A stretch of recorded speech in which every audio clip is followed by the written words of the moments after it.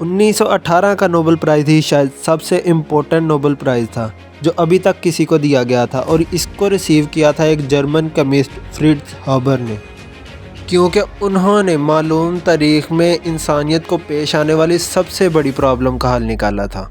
उनकी इजाद आज की दुनिया के 4 बिलियन इंसानों यानी कि ज़मीन पर मौजूद हर चौथे शख्स पर डायरेक्टली असरअंदाज होती है। और जब उन्होंने अपना नोबेल प्राइज़ रिसीव करना था तो उनके अपने दोस्तों ने आने से इनकार कर दिया।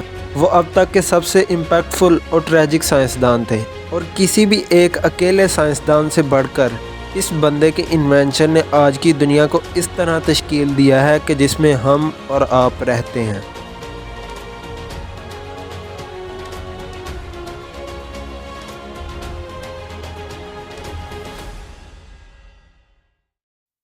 दुनिया में ऐसे बहुत से आइलैंड्स मिलते हैं जहाँ के लाखों की तादाद में सी बर्ड्स मेट करने के लिए इकट्ठे होते हैं। यहाँ के पानियों में मछलियों की तादाद बहुत ज़्यादा होती है, तो ये सी बर्ड्स मछलियों का शिकार करते हैं और फिर करते हैं पूप, और इनकी पूप खुश्क होकर इसी आइलैंड का हिस्सा बन जाती है। और सदियों से दोहराए गए इस अमल से यहाँ 100 फीट ऊंची बर्ड्स पूप की पहाड़ियाँ मिलती हैं। दरहकीकत ये सारे के सारे आइलैंड्स ही बर्ड पूप से मिलके बने होते हैं। टेक्निकली हम बर्ड पूप को गुआनो कहते हैं, और 18वीं और 19वीं सदी में बर्ड गुआनो की ख़रीदो फरोख्त एक बड़ा कारोबार हुआ करती थी।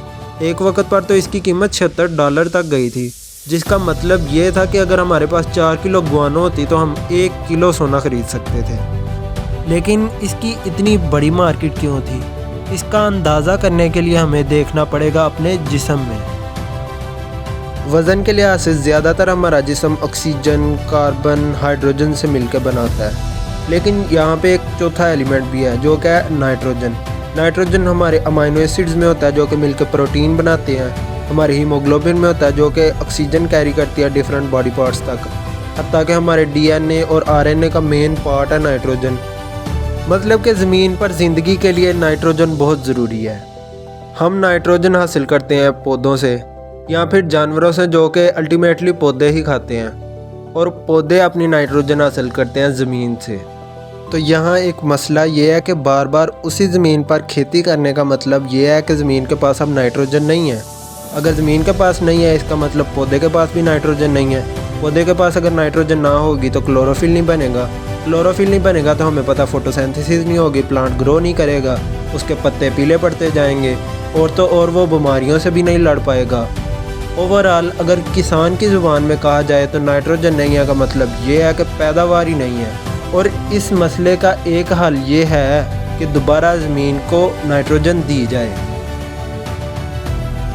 ज़मीन की ज़रख़ेज़ी वापस हासिल करने के लिए इंसान सदियों से एनिमल डंग यानी कि गोबर वगैरह का इस्तेमाल तो कर ही रहा था, लेकिन जब से गुआनो मार्केट में आई थी पैदावार में काफ़ी इजाफा होने लगा था।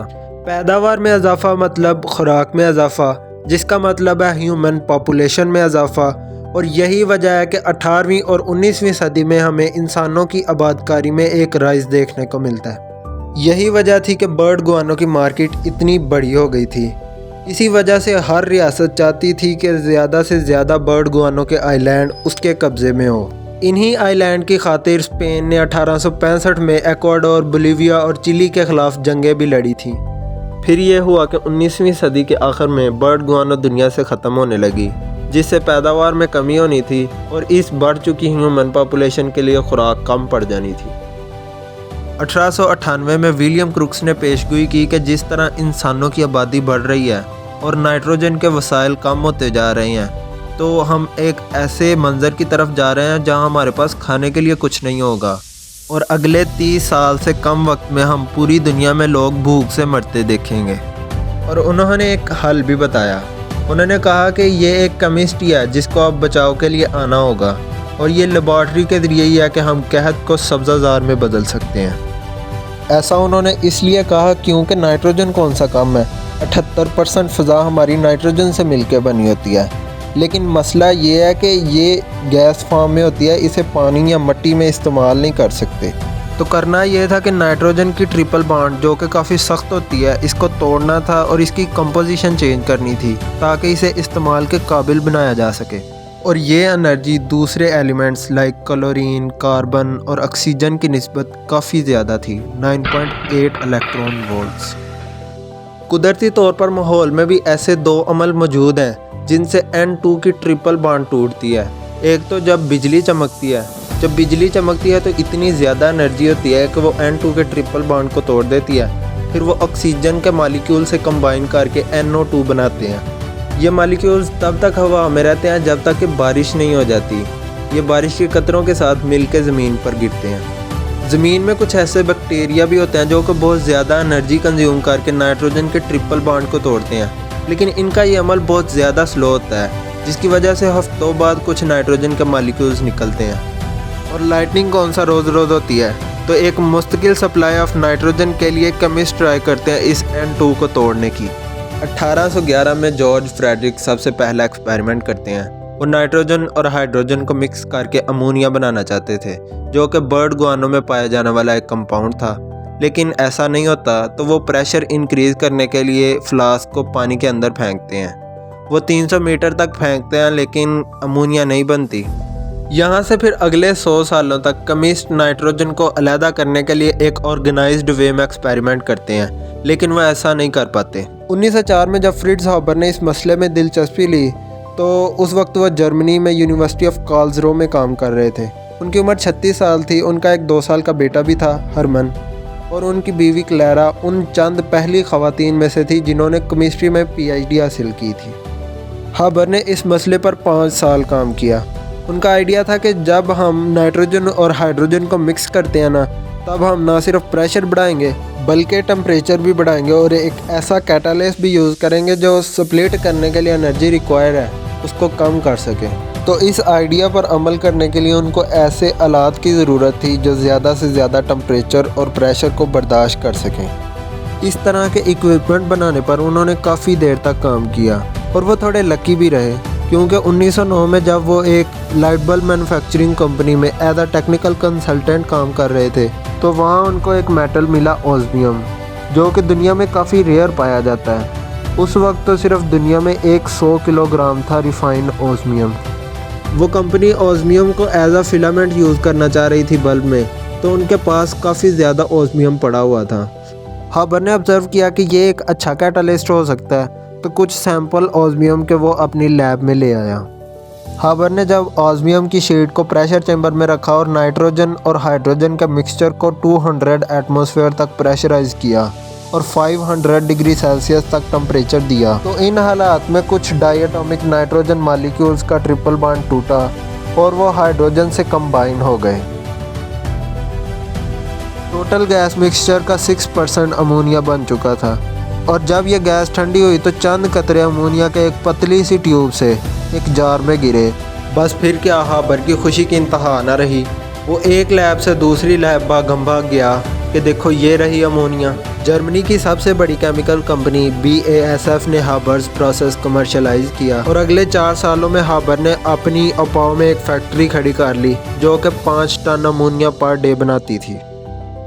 اور اس طرح انسان نے ہوا سے روٹی بنانا سیکھا، اور اس انڈسٹریل پروسیس سے بننے والی فرٹیلائزر سے کسانوں نے 4 گنا زیادہ پیداوار حاصل کرنا شروع کی، اور یہی وجہ ہے کہ آج انسانوں کی تعداد اس دنیا میں 4 گنا سے زیادہ بڑھ چکی ہے۔ تو ہو سکتا ہے کہ اگر تم آج اس دنیا میں ہو تو کہیں نہ کہیں ہابر پروسیس سے بننے والی خوراک کی وجہ سے، اور آج ہماری زمین مزید 4 بلین سے زیادہ لوگوں کو کھلا رہی ہے جتنا کہ وہ کھلایا کرتی تھی ہابر پروسیس سے پہلے۔ اور اگر دوسرے الفاظ میں کہا جائے تو تمہاری باڈی میں جو 50% نائٹروجن ایٹمز موجود ہیں وہ ہابر پروسیس کے نتیجے میں ہیں۔ اس انوینشن نے فریٹز ہابر کو امراء کی لسٹ میں لا کھڑا کیا۔ ان کا پروموشن ہوا اور وہ برلن میں موجود Kaiser Wilhelm Institute for physical chemistry کے فاؤنڈنگ ڈائریکٹر بنے۔ انہوں نے اس وقت کے بہترین سائنسدانوں میکس پلانک، میکس بورن اور البرٹ آئنسٹائن سے دوستیاں بھی کی، اور جب 1914 میں البرٹ آئنسٹائن اپنی پہلی بیوی سے علیحدہ ہوئے تو انہوں نے ایک رات ہابر کے گھر میں بھی گزاری تھی۔ اور اگر ہابر اتنے ہی معروف تھے تو پھر ان کے اپنے دوستوں نے ان کی نوبل پرائز سرمنی میں آنے سے انکار کیوں کر دیا؟ اس کی وجہ تھی پہلی جنگ عظیم۔ جب جنگ چھڑ چکی تو ہابر سے فوجی خدمات کا پوچھا گیا۔ آئنسٹائن کے برعکس جنہوں نے جنگ سے کنارہ کیا تھا، ہابر ایک محب وطن تھا۔ وہ چاہتا تھا کہ وہ اپنی قابلیت کو وطن کے لیے استعمال کرے۔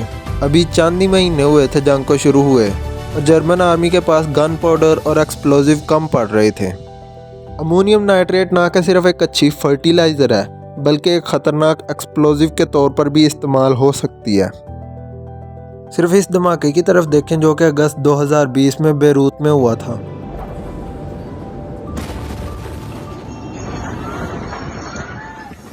ایک ویئر ہاؤس جس میں 3000 ٹن امونیا تھی اس کو آگ لگ گئی تھی، اور جب امونیم نائٹریٹ نے آگ کو پکڑا تو ایک خاصا بڑا دھماکہ ہوا۔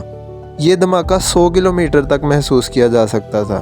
اس میں 217 لوگ مارے گئے اور ہزاروں زخمی ہوئے۔ ریکٹر سکیل پر 3.3 کا آرٹیفیشل زلزلہ نوٹ کیا گیا، اور یہ فرٹیلائزر ریلیٹڈ دسیوں میں سے صرف ایک دھماکہ ہے۔ 1921 میں ہابر کا اپاؤ پلانٹ جہاں پہلی دفعہ امونیم نائٹریٹ بنائی گئی تھی وہ بھی اسی دھماکے سے اڑ گیا تھا۔ ان دھماکوں کی وجہ ہے نائٹروجن، کیونکہ ہم فرٹیلائزر بنانے کے لیے نائٹروجن کے مالیکیولز کو سیپریٹ کرتے ہیں، اور اگر یہ نائٹروجن کے مالیکیولز دوبارہ ریکمبائن ہو جائیں تو پھر یہ 9.8 الیکٹران وولٹ کی انرجی ریلیز کریں گے، اور جب لاکھوں کی تعداد میں نائٹروجن ایٹمز ریکمبائن ہوں تو اتنی زیادہ انرجی نکلتی ہے جس سے کہ ایک بڑا دھماکہ ہو سکتا ہے۔ اور یہی تو طریقہ کار ہوتا ہے گن پاؤڈر، نائٹروگلیسرین، امونیم نائٹریٹ اور TNT جیسے ایکسپلوزیوز کا۔ جیسے ہی یہ کوئی چنگاری پکڑتے ہیں تو ایک بڑا دھماکہ ہوتا ہے جس کے نتیجے میں نائٹروجن ریکمبائن ہو کے ڈائی ایٹامک نائٹروجن بناتی ہے۔ ہابر چاہتا تھا کہ کھادوں کے لیے امونیا بنانے والی فیکٹریوں کو موڈیفائی کیا جائے اور ان سے نائٹریٹ تیار کروائی جائے جو کہ پھر بم بارود وغیرہ میں یوز ہو۔ ہابر کے سینئرز مانتے تھے کہ ایسی کنورژن ناممکن ہے، لیکن ہابر ڈٹا رہا، اور جلد ہی ہابر کے طریقے سے بننے والا بارود ہی جرمن آرمی کو جنگ میں کھڑے رکھنے کے لیے بنیادی کردار ادا کر رہا تھا۔ جہاں انسان ہوا سے روٹی بنا رہا تھا، اب وہاں سے بم بننے لگے۔ لیکن ہابر یہاں پر بھی نہیں رکا۔ وہ مانتا تھا کہ کیمسٹری جنگ میں اس سے بھی زیادہ کردار ادا کر سکتی ہے۔ ہابر نے سوچا کہ اگر وہ ایسی گیس بنائے جو کہ تھوڑی مقدار میں بھی بہت زیادہ زہریلی ہو اور ہو بھی ہوا سے بھاری، تو وہ الائٹ ٹرنچز میں گھس جائے گی اور ان کے سولجرز کو ختم کر دے گی۔ اگرچہ کیمیکل ویپنز کا استعمال 1899 کے ہیگ کنونشن میں عالمی طور پر بند کر دیا گیا تھا، لیکن جب سے جنگ شروع ہوئی تھی برطانیہ، فرانس، جرمنی ان کیمیکل ویپنز کے ایکسپیریمنٹ کر رہے تھے۔ ہابر نے اس کے لیے اپنے کائزر ولہم انسٹیٹیوٹ کو ایک کیمیکل ویپن لیبارٹری میں تبدیل کر دیا اور کچھ ہی مہینوں کے کام کے بعد کلورین گیس بنا لی۔ جب ایک امپلائی آٹو ہان نے ہابر سے کہا کہ یہ گیس غیر انسانی ہے تو ہابر نے جواب دیا کہ اگر اسی طریقے سے جنگ جلدی رکوائی جا سکتی ہے تو ہم بے شمار زندگیاں بچا سکیں گے۔ 22 اپریل 1915 کی شام جب ہوا الائٹ ٹرنچز کی طرف چل رہی تھی تو جرمن سولجرز نے 5000 سلنڈروں سے 168 ٹن کلورین چھوڑی۔ گیس کا یہ دھواں میدان جنگ میں بڑھتا چلا گیا۔ کیونکہ یہ گیس ہوا سے 2.5 گنا زیادہ بھاری تھی تو یہ الائٹ ٹرنچز میں جا کے گھس گئی، اور جو بھی سولجر ایک سانس بھر کے کلورین کی لیتا وہ وہیں خوفناک موت مر جاتا۔ یہ گیس پھیپھڑوں میں لیکوئڈ بھر دیتی ہے جس سے سانس نہیں آتا، اور خشک زمین پر سولجرز گرتے چلے گئے۔ اس گیس کے پہلے حملے میں 5000 سے زیادہ الائٹ سولجرز مارے گئے۔ ہابر کا پروموشن ہوا اور اسے کیپٹن بنا دیا گیا۔ اس نے باقی جنگ کا وقت اپنے انسٹیٹیوٹ کو چلانے میں لگایا، نئے سے نئے کیمیکل ویپنز ٹیسٹ کرنے اور گیس ماسک بنانے میں۔ مجموعی طور پر اس جنگ میں 1 لاکھ سے زیادہ سولجرز کی جانیں صرف کیمیکل ویپن سے گئی تھی۔ آخرکار جرمنی نے ہار مان لی اور ہتھیار ڈال دیے۔ یہ ہار ہابر کے لیے بھی تباہ کن تھی۔ اس نے جتنی بھی دولت بنائی تھی ساری کی ساری بے انتہا مہنگائی کی وجہ سے ضائع ہو گئی۔ اس نے جرمنی کا جنگی قرض اتارنے کے لیے سمندر سے سونا ریفائن کرنے کی بھی کوشش کی، لیکن وہ ناکام رہا۔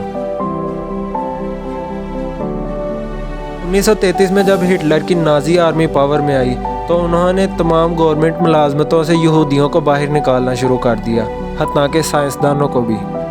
ہابر یہودی تو تھا، لیکن اس کی فوجی خدمات کے اسے عہدے پر برقرار رکھا گیا، لیکن ہابر نے خود ہی استعفیٰ دے دیا۔ اگلے ہی سال بازل سوئٹزرلینڈ کے کسی ہوٹل میں ہابر ہارٹ فیلئر سے چل بسا۔ اس کہانی پر سوچتے ہوئے ہم ہابر کو ایز اے ولن بھی لے سکتے ہیں، کیونکہ اس نے غیر انسانی طریقے سے دسیوں ہزاروں لوگوں کی جانیں لی، یا پھر ہم اس کو ایز اے ہیرو بھی لے سکتے ہیں، کیونکہ اس کے ایجاد کردہ طریقے سے آج ہم آدھی دنیا کو کھلا پا رہے ہیں۔ لیکن ذرا ٹھہریں، اب اس منظر کو تھوڑی دور کی نگاہ سے دیکھتے ہیں۔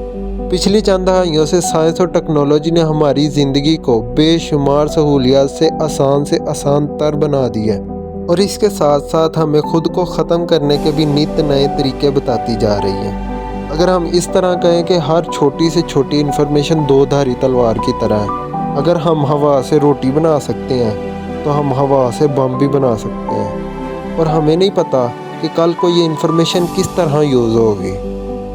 تو اصل سوال یہ ہے کہ ہم روز بروز کیسے اس دنیا سے متعلق اپنا نالج بڑھا سکتے ہیں اور اس نالج سے فائدہ اٹھا سکتے ہیں، بغیر خود کو تباہ کیے اور اس نیچرل ورلڈ کو تباہ کیے۔